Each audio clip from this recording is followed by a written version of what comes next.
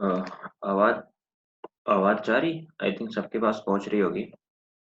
Last class में हम लोगों ने स्टडी की थी कि जो फोर्स है जिसको हम कूलॉम फोर्स कह रहे हैं, वो कूलॉम फोर्स बेटा किस किस फैक्टर पे डिपेंड कर रहे हैं, उसके एक दो लिमिटेशंस की बातें की थी मैंने।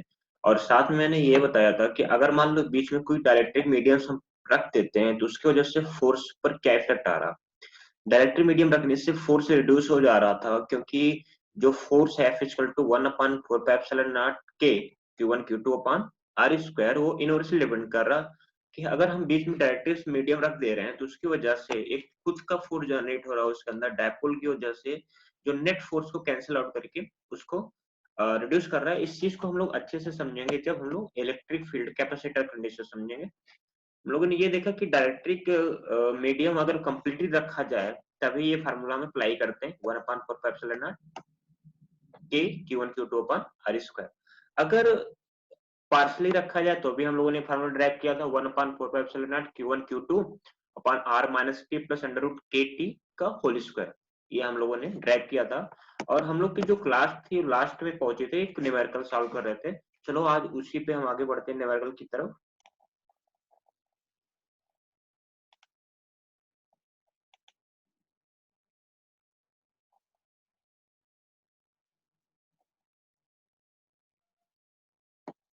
हम लोग यहाँ तक पहुंचे थे। आगे इसी में कंटिन्यू करते हैं इलेक्ट्रोस्टैटिक्स में। Electrostatics for class 12th physics देखते हैं आगे इसमें नेक्स्ट सेक्शन में। ये लास्ट वाला न्यूमेरिकल था हम लोग का। If the charge q is divided into two equal parts in such a way the force between them is maximum, then find the magnitude of the charge. ये हमारा last वाला न्यूमेरिकल था। इसी में आगे कंटिन्यू करते हैं। क्या कह रहे हैं, अगर मान लो किसी चार्ज q को मैंने डिवाइड कर दूं टू इक्वल पार्ट में या टू पार्ट्स में, in such a way force between them is maximum. हम दो पार्ट में इस तरह डिवाइड करूं कि जो फोर्स लगे उनके बीच में वो मैक्सिमम रहे। इसी चीज को हमें देखना है कि वो पार्ट्स कौन कौन से होने चाहिए। जरा इस चीज को यहाँ पर हम लोग देखते हैं सोल्यूशन में। मैंने क्यू चार्ज लिया, कैपिटल क्यू को दो पार्ट में डिवाइड किया, एक बना स्मॉल क्यू, दूसरा क्या बनेगा क्यू माइनस क्यू। मतलब जैसे मान लो 100 है, 100 है, 100 को डिवाइड किया तो मान लो एक 40 बना, तो दूसरा 100 माइनस 40। सेम मैंने क्या किया क्यू माइनस क्यू। अब एक चार्ज ये मिल गया, दूसरा चार्ज क्या मिल गया क्यू माइनस क्यू। अब इन दोनों बीच में क्या करेंगे, फोर्स वाला फार्मूला अप्लाई करेंगे। अब जो ये फोर्स हमें मिला ये हमें मैक्सिमम होना चाहिए। क्या होना चाहिए, मैक्सिमम होना चाहिए by the condition of maxima and minima. By the condition of maxima and minima. Maximum minima condition क्या होती है, मैंने पढ़ाया था। जब किसी फंक्शन को हमें मैक्सिमम मिनिमा दिखाना हो तो उसके नल पॉइंट को फाइंड करने के लिए हम क्या करते हैं, एक बार डिफरेंशिएट करते हैं। क्या करते हैं, एक बार उसके रिस्पेक्ट में डिफरेंशिएट करते हैं। तो मैंने इस फोर्स को क्यू के रिस्पेक्ट में क्या कर दिया, डिफरेंशिएट कर दिया। तो d upon d q, q q upon r square. यहाँ पर बेटा k upon r square is a constant. k upon r square क्या है, यहाँ पर कांस्टेंट है। तो उसके लिए हम क्या करेंगे, k अपॉन आर स्क्वायर को मैंने आउट कर लिया, बचा क्या q, capital q minus q equal to 0। अब इस कैपिटल q को मल्टीप्लाई करोगे क्या बनेगा, क्यू क्यू बनेगा, क्यू क्यू, और माइनस क्यू स्क्वायर बनेगा, माइनस क्या बनेगा क्यू स्क्वायर इक्वल टू 0। अगर इसी में आगे बढ़े तो जरा देखो, इस यहाँ पर किसके रिस्पेक्ट में डिफरेंशिएट कर रहे हैं, स्मॉल क्यू के रिस्पेक्ट में डिफरेंशिएट कर रहे हैं। स्मॉल क्यू के रिस्पेक्ट में डिफरेंशिएट कर रहे हैं बेटा, तो स्मॉल कैपिटल क्यू कांस्टेंट बन जाएगा। तो कांस्टेंट बना और स्मॉल क्यू का डिफरेंशिएशन 1 बचा, तो सिर्फ और सिर्फ क्या मिलेगा यहाँ पर capital q minus q square का डिफरेंशिएशन क्या हो जाएगा 2q। कहां से, x की power n equal to n x power n minus 1 से। ये बात याद होगी। तो यहाँ पर डिफरेंशिएशन करने के बाद क्या मिला, capital q minus 2q equal to 0। तो यहाँ से कैपिटल क्यू इक्वल टू क्या मिलेगा 2q, और small Q equal to q/2। मतलब अब वो जो चार्ज थे दोनों क्या होने चाहिए, मैक्सिमम होने चाहिए। या आप कह सकते हो कि यहाँ पर हमें ये दिखाना भी था कि अगर मान लो चार्ज सेम हो तो वो क्या होते हैं, मैक्सिमम फोर्स एक्सर्ट करते हैं। ठीक है ना, यहाँ पर यही हमें सेम करना था। ये न्यूमेरिकल हमारा लास्ट चल रहा था। इसे में आगे कंटिन्यू करते हैं अपने आगे वाले सेक्शन में। तो हम बात कर रहे हैं जरा Coulomb law, some important points की। कूलॉम लॉ के इंपॉर्टेंस क्या क्या है, क्या क्या पॉइंट्स हैं, क्या हमें देखना चाहिए कूलॉम लॉ में, कूलॉम लॉ पे क्या क्या इफेक्ट पड़ता है, जरा इस चीज को ध्यान से देखते हैं। सबसे पहला ये कि जो सबसे फर्स्ट ये बेटा कि ये एक एक्सपेरिमेंटल लॉ है। कैसा लॉ है ये, एक्सपेरिमेंटल लॉ है। एक्सपेरिमेंटल लॉ मतलब क्या होता है कि इसको हम एक्सपेरिमेंट से फाइंड किए हुए हैं। कहाँ से फाइंड किए हुए हैं? एक्सपेरिमेंट से। ये किसी अदर लॉ पे डिपेंड नहीं करता, खुद ही अपने में एक लॉ है ना, ये इंडिपेंडेंट है, ये किसी अदर लॉ पर डिपेंडेंट नहीं है। आगे हम देखें, it is valid for separation, it is valid for separation till infinity to 10 की पावर माइनस 15, 10 की पावर माइनस 15। मतलब हो गया कि ये जो कुलाम लॉ है वो कहाँ तक वैलिड है? वो इन्फिनिटी से 10 की पावर माइनस 15। इसके बाद सर क्या अप्लाई होगा? अगर मान लो 10 की पावर माइनस 15 की बात ले लें, तो इस शॉर्ट रेंज ऑर्डर में सिर्फ और सिर्फ वही पाया जाता है जहां पर क्या होते हैं? न्यूक्लियस होते हैं। क्योंकि 10 की पावर माइनस 15 मतलब फर्मी के आसपास हो जाता है, फिर इसके बाद ये न्यूक्लियस में ही सर्ट करता है, ये स्मॉल डिस्टेंस, ठीक है ना। तो इसलिए वहां पर क्या मिल जाएगा आपको? न्यूक्लियर फोर्स मिलेगा। मतलब ये 10 की पावर 15 के बाद आपको फोर्स इलेक्ट्रोस्टैटिक्स जो है वो नहीं मिलेगा। ये अप्रोक्सीमेट कहाँ? ये न्यूक्लियस में इतनी स्मॉल डिस्टेंस पॉसिबल होता है ना, प्रोटॉन और इलेक्ट्रॉन के बीच में, न्यूक्लियस के बीच में। या आप कह सकते हो न्यूक्लियस की रेड अंदर भी यही इतने डिस्टेंस मिलता है। ओके, हम आगे बढ़ते हैं। Electrostatic force in conservative nature का होता है। इलेक्ट्रोस्टैटिक फोर्स कैसे नेचर का होता है? कैसे नेचर का होता है? कंजर्वेटिव नेचर का बेटा। इसका जो नेचर होता है यहाँ पर, ये कंजर्वेटिव होता है। कंजर्वेटिव मतलब इंडिपेंडेंट। यहाँ पर ये कंजर्वेटिव मतलब क्या हो गया? पार्ट डिपेंडेंट है और नहीं इंडिपेंडेंट। मैंने पढ़ाया था तुम्हें ना कि ये कंजर्वेटिव है, नॉन कंजर्वेटिव पार्ट पे डिपेंडेंट करेगा, इंडिपेंडेंट करेगा। फोर्स अगर इंडिपेंडेंट है तो वर्क डन भी क्या होता है? इंडिपेंडेंट होता है ना। ये कंजर्वेटिव नेचर पढ़ाया हुआ है। आगे हम बात करें, it is good for, it is hold for 2 point charge at the rest. ये जो लॉ है ना वो डिफाइंड है जब चार्ज कैसे हो? पॉइंट हो। मेन बात, सबसे मेन पॉइंट इस लॉ का कि ये सिर्फ और सिर्फ पॉइंट चार्ज के लिए है। अगर मान लो रेगुलर मिल गया तो मतलब चार्ज डिस्ट्रीब्यूशन मिल गया तो, अगर मान लो पॉइंट मतलब क्या हो गया? एक सिंपल एक पॉइंट यहाँ पर है, दूसरा एक पॉइंट यहाँ पर है, तो इनके बीच में जो फोर्स अप्लाई होगा वो Q1 Q2 upon r square लगेगा। बट अगर सर ये ना दे के हर जगह Q1 Q2 देगा क्या? हम इसकी बात आगे करने वाले हैं। It is central in nature, it is central in nature. Central in nature मतलब होता है कि मान लो एक चार्ज ये रखा हुआ है, दूसरा चार्ज ये रखा हुआ है, ये वाला ए जो चार्ज है ये बी पर, बी के सेंटर की तरफ अप्लाई लगे करेगा। मतलब ऐसा नहीं कि ये साइड से फोर्स लगा के निकल जाएगा, साइड बाई साइड फोर्स नहीं लगाता। ऑलवेज एक चार्ज दूसरे चार्ज के सेंटर की डायरेक्शन में लगाता है, इसी को बोला जाता है सेंट्रल इन नेचर। कैसा नेचर होता है? सेंट्रल नेचर में होता है, मतलब कि इन दोनों की लाइन ऑफ एक्शन के डायरेक्शन में फोर्स लगता है। आगे हम बात करते हैं, it is inverse square law. It is inverse square law मतलब जो फोर्स है वो इनवर्सली डिपेंड करता है दोनों चार्ज के सेपरेशन के स्क्वायर के इक्वल, ठीक है ना। इसलिए इसको बोला जाता है इनवर्स स्क्वायर लॉ। चाहे आपका ग्रेविटेशनल फोर्स हो, चाहे इलेक्ट्रोस्टैटिक फोर्स हो, ये सब कैसे हैं? इनवर्स स्क्वायर लॉ को फॉलो करते हैं। किसको फॉलो करते हैं? इनवर्स स्क्वायर लॉ को बेटा। इसी में हम आगे बढ़ते हैं अपने। ये तो बात हो गए सम इम्पोर्टेंट पॉइंट्स इसके लिए, कुलाम्ब लॉ के लिए। आई थिंक यहाँ तक समझ आ गया होगा सबको। हम आगे बढ़ते हैं Coulomb line vector form. Coulomb line vector form, ठीक है। आगे देखते हैं जरा, अपनी स्क्रीन को थोड़ा सा जूम कर लेंगे तो और अच्छा मिलेगा। Coulomb line vector form next topic है कुलाम्ब लॉ में। अपनी स्क्रीन को थोड़ा सा जूम कर ले, अगर मोबाइल में आप देख रहे हो तो स्क्रीन को जूम कर लो। चलो सबसे पहले हम कॉमन सी बात पूछते हैं आपसे कि मान लो अगर दो चार्ज रखे हुए हैं, कहा क्या रखे हुए हैं? दो चार्ज रखे हुए हैं बेटा, Q1 Q2, Q1 और Q2, इनके बीच की सेपरेशन क्या है? ये R है। तो ये जो है ये वाला फोर्स किधर लगाएगा? इस Q2 की सेंटर की तरफ, क्योंकि सेंट्रल नेचर होता है।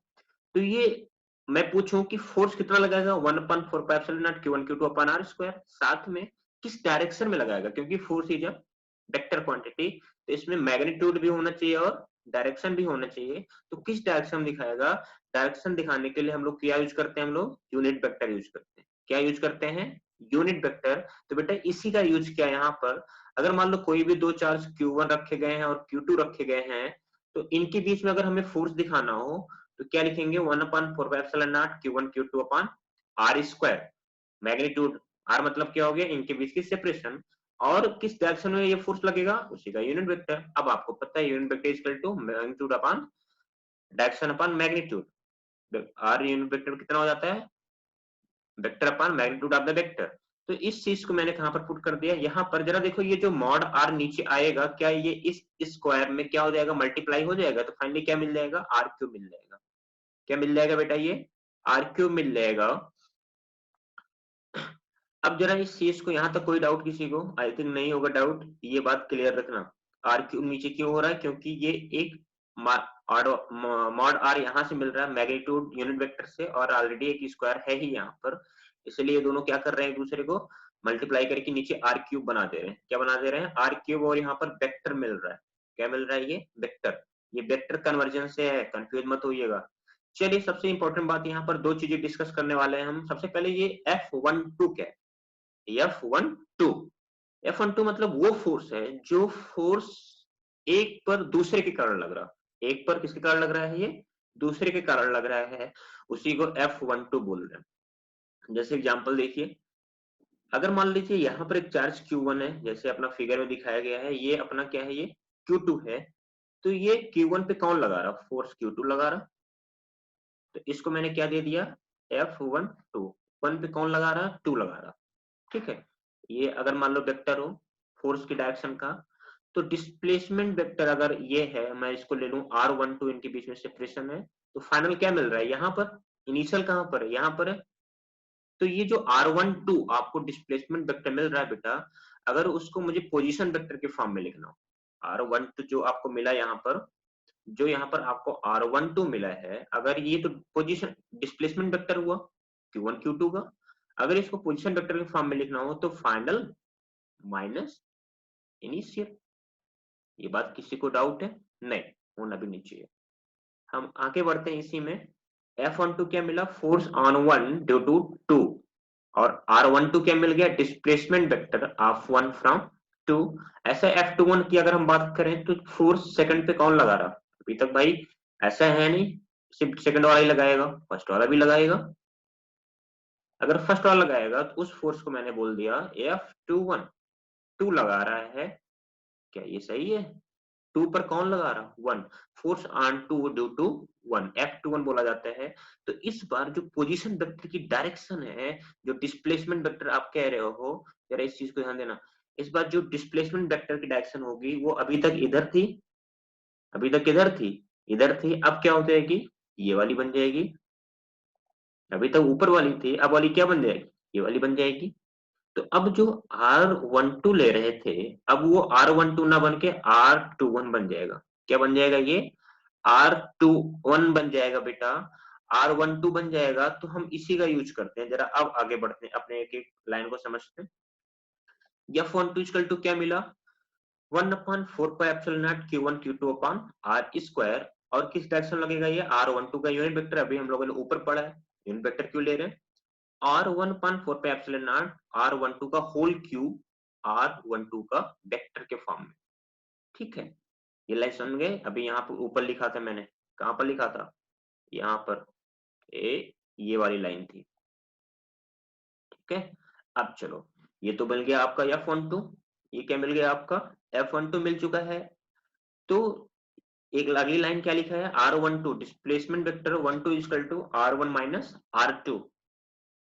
ठीक है, अब जरा बताओ F12 फाइनली क्या लिख सकते हैं हम लोग, इस R12 को उठाकर कहां पर रख देंगे, इस वाले अपने फार्मूले में। तो क्या मिल जाएगा, 1/4πε0 Q1 Q2 upon R1 minus R2 का whole cube R1 minus R2 लिखेंगे। अगली लाइन क्या बनेगी, ऐसे F21 बनेगी, 1/4πε0 Q1 Q2 R21 का होल स्क्वायर, R21 का होल स्क्वायर किसकी डायरेक्शन में, R21 का यूनिट वेक्टर, और इसका अगर हम डायरेक्शन के फॉर्म में लिखें तो क्या बन जाएगा, ये R21 का वेक्टर। फाइनली R21 की वैल्यू हम यूज करेंगे, R21 इक्वल टू क्या मिलेगा, R2 minus R1, R2 minus R1। तो फाइनली बेटा F21 क्या मिल जाएगा आपको, जरा देखो यहाँ पे, 1/4πε0 Q1 Q2 R2 minus R1, R2 minus R1, ये बात मैंने लिखा इस लाइन में। अब जरा बताओ, एक की डायरेक्शन इधर, एक की डायरेक्शन क्या है, Q1 से Q2 की तरफ, दूसरी की डायरेक्शन क्या है, Q2 से Q1 की तरफ। जरा देखो क्या इस पे क्या डायरेक्शन चेंज आएगा, ये क्या था अपना, ये था R12, ये क्या था R21 था। भाई लेंथ तो दोनों की सेम है, लेंथ दोनों की क्या है, सेम है, इसका मतलब मैग्नीट्यूड सेम है। मैग्नीट्यूड क्या है, सेम है। तो मतलब R12 is equal to R21 by magnitude, but R12 is equal to minus R21। Vector form में लिखें तो एक दूसरे माइनस क्यों लगा दिए, क्योंकि उन दोनों की डायरेक्शन क्या है, अपोजिट है। अच्छा खासा पढ़े थे वेक्टर 11th में गधो। चलो हम आगे बढ़ते हैं। इसी का यूज हमने यहाँ पर किया है, ये वाली line R1 minus R2 equal to minus R2 minus R1। अब यहाँ पर ये जो मिला हमें, इसका यूज हम यहाँ पर कर लेंगे, तो एक माइनस साइन आ जाएगा, मतलब F12 equal to minus F21 बन जाएगा। बाई मैग्नीट्यूड तो सेम होगा, पर डायरेक्शन दोनों को क्या है, ये अपोजिट होगा। मतलब एक इधर फोर्स लगा रहा है, दूसरा किधर लगा रहा है, इधर लगा रहा। बात क्लियर है? यही हमें दिखाना है कूलम्ब लाइन वेक्टर फॉर्म। यही है आपका, जरा ध्यान से देखो, यहाँ लास्ट वाली बात जो लिखी है मैंने, F12 is equal to minus F21 equal to minus F21। अब यहां से क्या लिख सकते हैं, F12 plus F21 is equal to 0। क्या ये बात समझ में आई? अच्छा यहाँ पर देखो, एक फोर्स इधर लगा रहा, एक फोर्स इधर लगा रहा, क्या ये न्यूटन थर्ड लॉ को फॉलो कर रहा? न्यूटन थर्ड लॉ को फॉलो कर रहा है कि नहीं कर रहा है? यही चीज पूछा जाता है कभी कभी एग्जाम में, प्रूफ करो जो कूलम्ब लॉ है वो न्यूटन थर्ड लॉ को फॉलो करता है, बट तभी जब दोनों का चार्ज क्या हो, सेम हो। समझ पा रहे हो? दोनों चार्ज क्या होने चाहिए, सेम होने चाहिए। अच्छा, अपोजिट नेचर होने चाहिए, इस चीज को जरा तुम सोचना। ठीक है, ये कभी कभी एग्जाम में यहाँ पर पॉइंट उठा लिया जाता है कि प्रूफ दैट कूलम्ब लॉ किसको फॉलो कर रहा है, न्यूटन लॉ थर्ड लॉ को फॉलो कर रहा है। यहाँ तक हमें कोई डाउट नहीं होगा। अगली क्लास देखते हैं, इसी में आगे देखते हैं हम लोग coulomb law in vector form. बेटा सबसे इंपॉर्टेंट है, यहाँ से क्वेश्चन, ये डेरिवेशन कभी कभी आपके एग्जाम में आता है और बच्चों को समझ में नहीं आता, बच्चों को समझ में नहीं आता है। अगर हम देखते हैं इसी में आगे सुपरपोजिशन प्रिंसिपल, अगला इसी में है, अगला टॉपिक है अपना सुपरपोजिशन प्रिंसिपल। जरा इस चीज को ध्यान से देखते हैं हम लोग, क्या है सुपरपोजिशन प्रिंसिपल। सुपरपोजिशन प्रिंसिपल हमें ये बताता है कि मान लो कहीं पर चार्ज क्यू रखा हुआ है, क्या रखा हुआ है, चार्ज क्यू। अगर मान लो यहाँ पर एक चार्ज क्यू रखा हुआ है, एक Q1 ये है, एक Q2 ये है, तो जो इस क्यू पर, जो इस क्यू पर जो फोर्स लगेगा वो क्या होगा, वेक्टर सम देखा जाएगा। क्या देखा जाएगा, वेक्टर सम। ये Q1 किधर लगाएगा, इधर लगाएगा, ये Q2 किधर लगाएगा, इधर लगाएगा। अब इन दोनों का जो नेट फोर्स होगा वो कहीं इधर जाएगा। वेक्टर फॉर्म में तो यही करते हैं ना, डायरेक्शन में देखते हैं।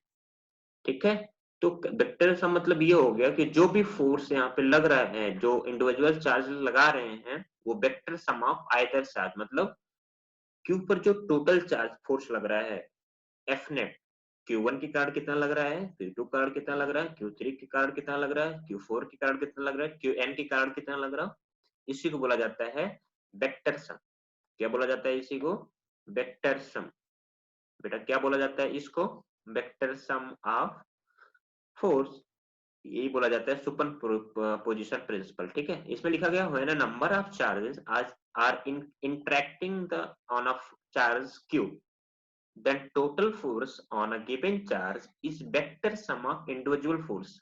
वेक्टर सम ऑफ मतलब मैग्नीट्यूड, मैग्नीट्यूड कहाँ से लिखोगे, F1 square plus F2 square plus 2F1 F2 cos theta. साथ में ऐसे रिजल्टेंट फाइंड करते हुए पॉलीगॉन लॉ वेक्टर एडिशन आप लोग पढ़ाए हैं, ट्रायंगल लॉ वेक्टर एडिशन, ढेर सारे वेक्टर एडिशन मैंने पढ़ाए हुए थे। उसी समय यहाँ पर रिजल्टेंट फाइंड करने का प्रयास करेंगे, साथ में डायरेक्शन भी प्रयास करेंगे देने के लिए। ठीक है ना, वही सब है यहाँ पर वेक्टर वाला। चलिए, यही था सुपरपोजिशन प्रिंसिपल कि जब मान लो कहीं पर चार्ज क्यू रखा गया है, तो और भी बाकी जो चार्ज हैं, जो फोर्स लगाएंगे वो इंडिविजुअली सम के वेक्टर सम के इक्वल होगा। आगे जो नोट पॉइंट लिखा गया है, ये चीज जरा ध्यान से देखिएगा। लिखा गया है कि the force between any two charges is not affected by the presence of other charge. जैसे मान लो यहाँ पर चार्ज क्यू रखा गया, दूसरा चार्ज यहाँ पर Q1 है और ये चार्ज Q2 है। अब ये Q2 Q1 पे क्या लगा रहा, फोर्स लगा रहा, तो वहां पर Q1 डिस्टर्ब नहीं करेगा। ऐसे नहीं कि दौड़ के कहा उसको फोर्स लगा रहे हो, रोकेगा नहीं, रोकेगा नहीं। लेकिन रिजल्टेंट की बात करें तो उस पर कुछ ना कुछ इफेक्ट डालेगा। उसके रिजल्टेंट पे इफेक्ट डालेगा, ना कि बीच में जाके खड़ा हो जाएगा, क्यों फोर्स लगा रहे हो उस पे, इस पे तो मेरा हक है ना, ये वाला काम नहीं होता यहाँ पे। चलो, यही बात है यहाँ पे कि the force between any two charges is not affected by the presence of the other charge, but not force, net force affected by the other charge. Net force पे इफेक्ट पड़ेगा, पर अगर दो चार्ज के बीच में फोर्स लग रहा है तो तीसरा चार्ज बीच में नहीं आएगा, बड़े ईमानदार होते हैं, ठीक है ना। ये अपना सुपरपोजिशन प्रिंसिपल है, इसी में हम आगे कंटिन्यू करते हैं बेटा। अगला जो है कंटिन्यूअस चार्ज डिस्ट्रीब्यूशन। अभी तक आप लोगों ने जो भी स्टडी की है वो डिस्क्रीट चार्ज के केस में की है। किस चार्ज केस में की है? Discrete charge. डिस्क्रीट चार्ज समझते हो? सिर्फ सिंगल यहाँ पर क्यू लिख दिया, फोर्स पढ़ लिया, यहाँ पर Q1 Q2 के बीच में क्या लगा है, R रख दिया मैंने, है ना, इनके बीच में फोर्स। अभी ये सब कैसे थे? डिस्क्रीट चार्ज थे। अगर इसी चार्ज को मैं एक किसी बॉडी पर या कहीं पर डिस्ट्रीब्यूट कर दूं, इक्वली डिस्ट्रीब्यूट कर दूं, यूनिफॉर्मली डिस्ट्रीब्यूट कर दूं, तो उसी को बोला जाता है कंटिन्यूअस चार्ज डिस्ट्रीब्यूशन। मतलब इस बार चार्ज एक पॉइंट पर ना होके एक लाइन पर डिस्ट्रीब्यूट हो, मतलब ये पूरा एक ऐसा बॉडी हो, चार्ज बॉडी हो, ठीक है। तो इसकी वजह से यहाँ पर अगर मान लो पॉइंट क्यू है, तो इसकी वजह से इस पे क्या फोर्स लगेगा, ठीक है। इसी चीज को यहाँ देखेंगे। पहले चार्ज डिस्ट्रीब्यूशन देख लेते हैं कि कितने टाइप के डिस्ट्रीब्यूशन हो सकते हैं, मतलब चार्ज किसी बॉडी पर किस तरह फैल सकता है, किस तरह क्या हो सकता है, फैल सकता है। चलो जरा इसको यहां से समझते हैं, ध्यान से समझिएगा।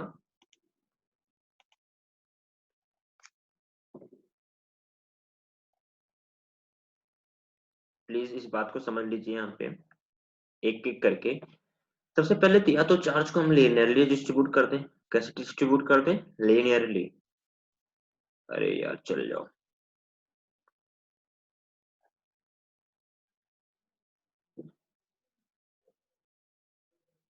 मैंने कैसे डिस्ट्रीब्यूट कर दिया इसको? लीनियरली, मतलब चार्ज कैसे एक लाइन में फैले हुए हो इसके ऊपर, या फिर कुछ ऐसे होने चाहिए।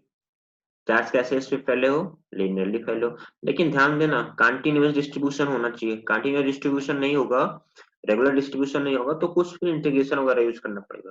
या तो चार्ज कैसे फैले हो, एक रेगुलर पैटर्न पे एक लाइन पर फैले हो, या तो चार्ज किसी सरफेस पे फैले हो, जैसे आपके मोबाइल के स्क्रीन पर टेम्पर्ड जो है ना, वो टेम्पर्ड कैसा हो, कम्प्लीटली चार्ज हो, ठीक है ना। तो ऐसे बोला जाता है एरियल डिस्ट्रीब्यूशन। क्या बोला जाता है इसको?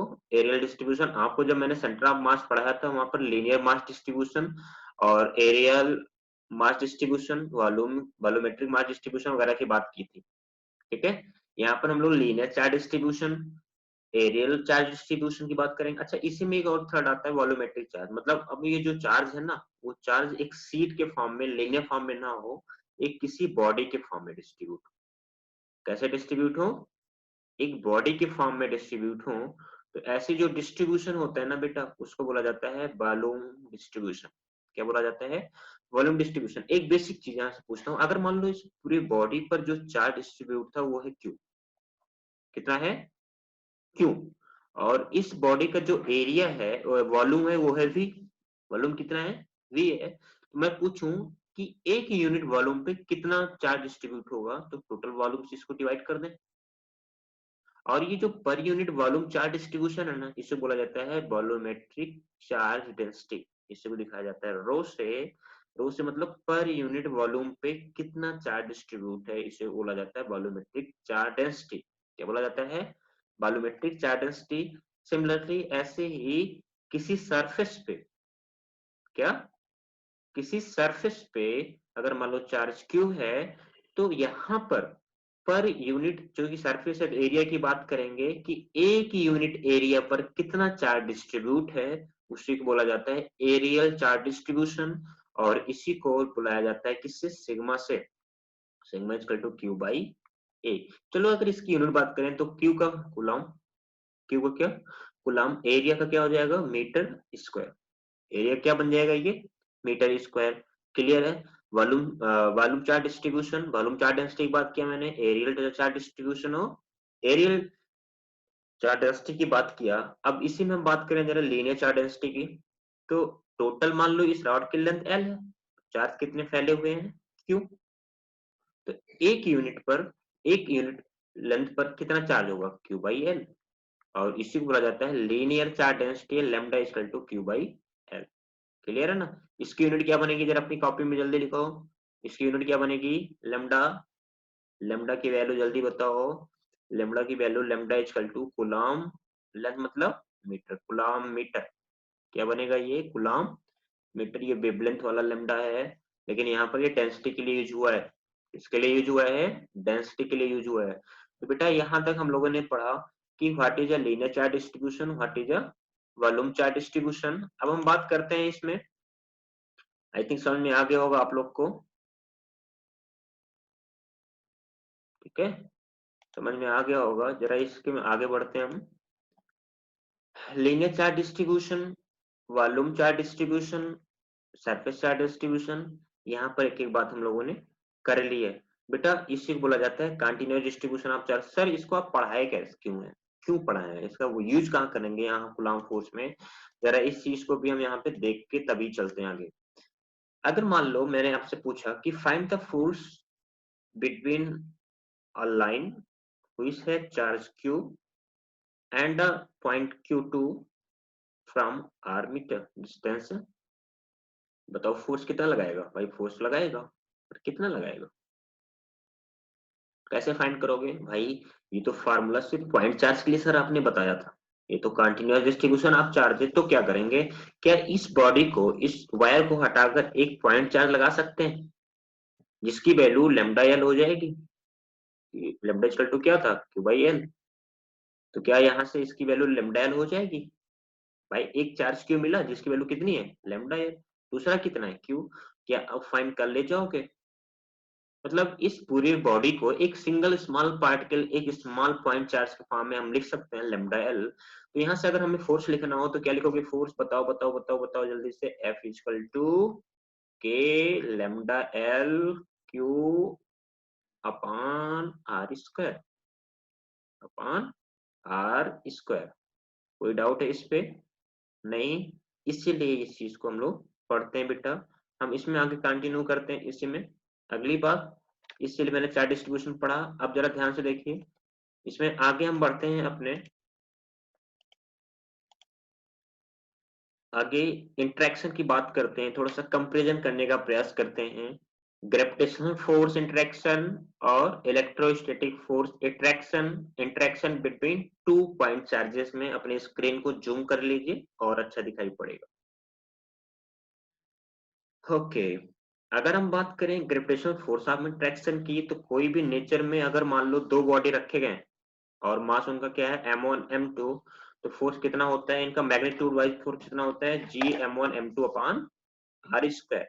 अच्छा अगर मान लो चार्ज रखे गए हो तो अभी आपने पढ़ाया 1 upon 4 pi epsilon not q1 q2 upon r square. अगर मान लो प्रोटॉन हो, अगर मान लो प्रोटॉन हो, तो दो सेम चार्ज के प्रोटॉन होंगे, 1.6 इंटू 10 पावर माइनस 19 कूलम, ठीक है। और मास कितना होता है एक प्रोटॉन पार्टिकल का, 1.67 इंटू 10 की पावर माइनस 27 केजी, ठीक है। तो अगर मैं बात करूं F E electrostatic force by charge के बीच में लगता है, तो जाहिर सी बात है 1/4 Q1 Q2 मतलब E1 E इंटू ई मतलब E square upon r square. अच्छा मास की बात करेंगे तो क्या मिलेगा, ग्रेविटेशनल फोर्स मिलेगा, क्योंकि हर जगह ये तो अप्लाई होता है, ऐसा है नहीं चार्ज के केस में नहीं लगेगा, प्रोटॉन केस में नहीं लगेगा, लगेगा हर जगह लगेगा। तो भाई साहब यहाँ से हम F upon F E electrostatic force और ग्रेविटेशनल फोर्स के बीच में रेशियो फाइंड करते हैं, तो 4 इंटू 10 की पावर 14 मिलता है। कितना मिलता है, 4 इंटू 10 की पावर 14। सर यहाँ पे मास कितना लिया प्रोटॉन का, सर मास 6 पॉइंट, और ये मास भी नहीं पता प्रोटॉन का, ठीक 1.67 27 के जी। जी क्या लिया, ग्रेविटेशनल फोर्स वाला कांस्टेंट, ग्रेविटेशनल कांस्टेंट मैंने पढ़ाया होता है 11th में, तो हो गए सब लोग। कितनी होती है कैपिटल जी की वैल्यू, 6.67 इंटू 10 की power minus 11 newton metre square पर केजी स्क्वायर। अच्छा अगर ये प्रोटॉन ना होके इलेक्ट्रॉन होता तो क्या करते, इलेक्ट्रॉन होता तो सेम टू सेम वही चीज रखते हैं, यहाँ पर चार्ज की वैल्यू कितनी लेते हैं 1.6 इंटू 10 पावर माइनस 19 कूलम, बस मास पे चेंज हो जाता, मास कितना हो जाता 9.1 इंटू 10 पावर माइनस 31 केजी, पक्का ना। अब यहाँ पर मास रखेंगे तो हमें एफ जी मिलेगा, ई रखेंगे तो हमें क्या मिलेगा, एफ ई मिलेगा, ठीक है। सेम आर सेम हो गया, आर दोनों केस में क्या होगा, सेम होगा। तो ये रेशियो 10 की पावर 36 के रेंज में मिलता है। क्या मिलता है, 10⁻36 के रेज में मिलता है। अच्छा, एक और केस इसमें बनता है, अगर मान लो फोर्स इक्वल हो, मतलब ग्रेविटेशनल फोर्स ऑफ अट्रैक्शन और इलेक्ट्रोस्टैटिक फोर्स ऑफ अट्रैक्शन, ये बातें कहाँ पे लिखी हुई मिलेंगी सर? आपके बुक में एक एग्जांपल भी दिया हुआ है इस पे एनसीईआरटी में, साथ में ये आपको बकायदे अगर आप देखोगे तो आपको यूरोडो के फर्स्ट पेज पे मिल जाएगा इलेक्ट्रोस्टैटिक्स के, ठीक है ना। ये बात और कोई जरूरत नहीं है आपके एनसीईआरटी में मेंशन है ये चीजें। F equal to F G अगर मैंने रख दूं तो भाई एफ की वैल्यू 1/4 क्यू स्क्वायर अपन आर स्क्वायर, ठीक है। G M square, M M same है, एम स्क्वायर अपन आर स्क्वायर। यहाँ से क्यू बाई एम कितना मिलेगा, कुछ इतना मिलेगा, ठीक है ना। क्यू बाई एम रेशियो यही है जो आपके बुक के एग्जाम्पल में ये चीजें दी है। तो यहाँ पर हम लोगों ने कंपेरिजन देखा इलेक्ट्रोस्टैटिक फोर्स और ग्रेविटेशनल फोर्स के बारे में, चार्ज बॉडी के बारे में, ठीक है। तो यहाँ तक हम लोग की क्लास थी। आगे क्लास में हम लोग मेंशन करने वाले हैं अपनी अगली क्लास। तो सबा खैर, आप लोग ख्याल रखिए। और हाँ बेटा, साथ में एनसीईआरटी के सारे प्रॉब्लम सॉल्व कर लीजिए, एग्जाम्पल सॉल्व कर लीजिए। यहाँ पर अगली क्लास में हम डिस्कस करेंगे एक एक न्यूमेरिकल इंपॉर्टेंट जो होंगे, अच्छे अच्छे एनसीईआरटी के सारे क्वेश्चंस। आपको बोर्ड में अच्छे मार्क्स गेन करना है तो सबसे पहली बात आपको एनसीईआरटी सॉल्व करना है, क्योंकि लास्ट ईयर सीबीएसई ने एनसीईआरटी एग्जाम्पल से ही क्वेश्चन उठाए थे। कहीं पर एक भी क्वेश्चन बाहर के नहीं आया था, सिर्फ और सिर्फ एनसीईआरटी आया था। क्या आया था? सिर्फ और सिर्फ एनसीईआरटी आया था बेटा। अगर आपको कोई भी डाउट हो रहा हो किसी भी सब्जेक्ट में, ठीक है, तो अपने टीचर से मिलिए। और अगर फिजिक्स में कोई भी डाउट हो रहा है, एनी डाउट इन फिजिक्स, आपके दिमाग में कुछ भी कहीं से भी कोई भी फिजिक्स चीज आ रहा हो या मैथ भी आ रहा हो, तो आप मेरे से डिस्कस कर सकते हो। लॉकडाउन में सिर्फ पढ़ाई करिए और मम्मी मम्मी को परेशान मत करिए, शांति से रहिए। चलो।